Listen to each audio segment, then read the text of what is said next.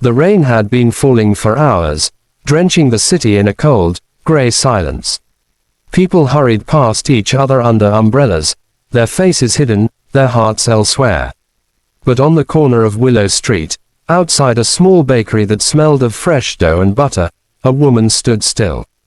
Her coat was thin, soaked through, and clung to her trembling frame. She held a little boy by the hand. He couldn't have been older than 6, and his eyes, large and hungry, stared through the bakery window at the rows of bread and pastries. Inside, the bakery was warm and bright. The scent of sugar, yeast, and coffee wrapped around everyone who entered. The woman hesitated, glancing at her reflection in the glass door. Her hair was messy, her face pale. She hadn't eaten since yesterday morning. For a long moment, she just stood there, uncertain. Then, she whispered something to her son, forced a small smile, and pushed the door open. The bell above the door chimed softly as she stepped inside. The customers barely looked up. She walked to the counter where a young employee was packing loaves of bread into paper bags. The warmth hit her like a wave, and for the first time in hours, she felt the sting of tears behind her eyes. "Excuse me," she began softly, her voice trembling. "Do you have any leftover bread? Anything that's old or unsold? Maybe something you're going to throw away?" The boy tugged at her sleeve, embarrassed, but she gently pressed his hand. The employee looked at her uncertainly. We don't usually," he started, then glanced at the man sitting in the corner of the shop. The man was different from everyone else there. He was dressed in a dark tailored suit, his hair neat, his watch gleaming subtly under the light. His expression was unreadable, calm, distant, as if he was used to being invisible even in plain sight. His laptop sat open on the table beside a half-finished cup of coffee. He'd been reading reports, emails, deals worth millions. But the woman's voice had broken through the noise that usually filled his mind. He looked up. The young employee followed his gaze, unsure whether to call for help or refuse politely. But before he could answer, the man in the corner closed his laptop and stood up. Everyone turned to look as he walked toward the counter. His shoes clicked against the tiled floor, firm, confident steps. "Give her whatever she needs," he said quietly to the employee. The woman froze. She hadn't realized anyone had been listening. She turned and looked at him, tall, composed, clearly someone from another world. "No, please, I don't want charity," she stammered. "I just asked if you had something you were going to throw away. That's all." He studied her face, then knelt slightly so he could look her in the eyes.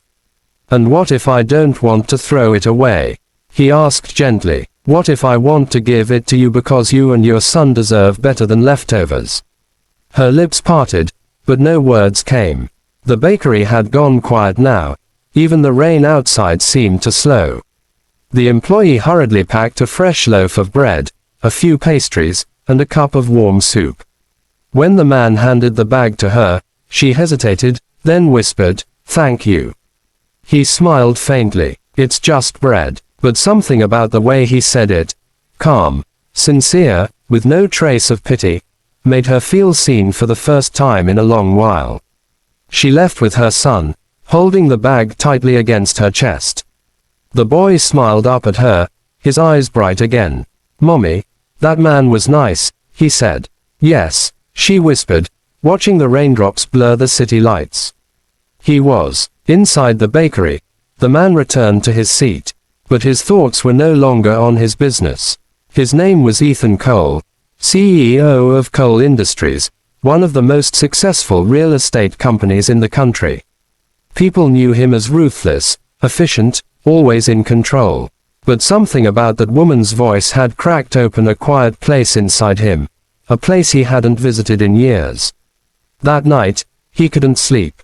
He kept seeing her face, tired, determined, proud. He remembered his mother, years ago, standing in the rain outside a small grocery store after his father had left them. She'd held his hand just like that woman had held her son's. He sighed and closed his eyes. What happened to her? He wondered. The next morning, he returned to the bakery.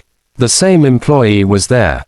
Ethan approached him and asked casually, "That woman who came yesterday, do you know who she was?" The employee looked surprised. "No, sir, she didn't say her name. Just came in asking for leftover bread. Looked like she was struggling, though." Ethan nodded slowly. "If she comes again, please let me know. I'll cover her expenses." The young man agreed, though he clearly didn't understand why a CEO cared about a stranger. Days passed. Ethan buried himself in meetings, contracts, and deadlines, but the image of the woman wouldn't leave him. He started driving by the bakery each evening, glancing through the window, hoping to see her. He didn't even know her name, but he wanted to. He wanted to make sure she and her son were safe. One cold evening, as he was about to give up, he saw her again. She was sitting on a bench outside the bakery, holding her sleeping son in her arms. Her eyes were closed, exhaustion painted across her face. The bakery lights reflected softly on her wet hair. Ethan parked his car nearby and walked over. "You're here again," he said quietly. She startled, then looked up. "Oh, it's you." Her voice carried a mix of surprise and embarrassment. "I'm sorry. I didn't want to bother anyone. We just needed a place to rest for a bit." He glanced at the boy, wrapped in a small blanket. "Where do you live?" "Not far," she said, avoiding his eyes. "A small room near the bus station." He hesitated, then took off his coat and draped it over the boy's shoulders. "You shouldn't be out here in this weather." Tears welled up in her eyes. "Why are you doing this?"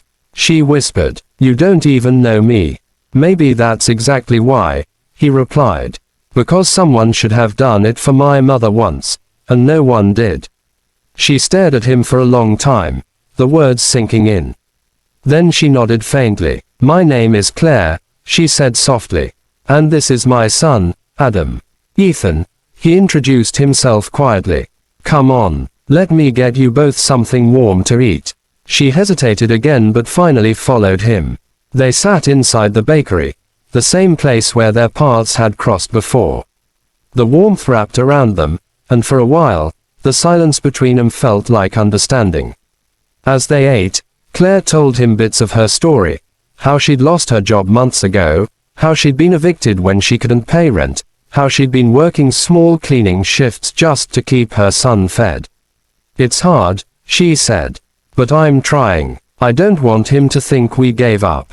Ethan listened, really listened, in a way he rarely did with anyone else. "You're stronger than you think," he said finally. She smiled faintly. "No, just a mother." He looked at her then, really seeing her, not as a charity case, not as someone broken, but as someone who had survived when life gave her nothing. That night, after he dropped him off near the old bus station, he sat in his car for a long time. He had built skyscrapers, companies, empires, but for the first time, he felt like he'd done something meaningful. In the following days, he made quiet arrangements. Through a foundation his company sponsored, he ensured Claire got a job, not as charity, but as an employee with dignity. She didn't know he was behind it, he didn't tell her. He just wanted her to stand again on her own feet. Weeks passed. Claire started working as an assistant in one of the company's smaller branches. She was efficient, humble, kind, and slowly, her confidence returned. Adam began attending school regularly again. One afternoon, while filing reports, she saw a familiar name on a company memo, Ethan Cole. Her breath caught. She realized, finally, who he really was. The man who'd given her bread that day was the CEO of the very company she now worked for. She didn't know whether to be angry or grateful. That evening, she found him in the lobby, surrounded by people. When their eyes met, she hesitated, then approached him quietly. "Why didn't you tell me?" she asked. He looked at her, surprised. Would it have changed anything? She thought about it, then shook her head. "No, but I wish I could have thanked you properly." "You already did," he said softly. "You stood back up." From that day on, their paths intertwined more often, not because of charity, but because of respect. She inspired him to see beyond numbers and contracts. He helped her believe in hope again. Months later, on a bright spring morning, Claire walked past the same bakery. She stopped and smiled, remembering that night in the rain. Adam tugged her hand, laughing as he pointed to the display of fresh bread. "Mom, can we buy some today?" he asked. She smiled. "Yes, sweetheart, today we can." And as she stepped inside, Ethan watched from across the street, no longer the man who gave her bread, but the man who learned what compassion truly meant. Sometimes, the smallest acts, a loaf of bread, a kind word, are what change a life forever. And sometimes, they change too.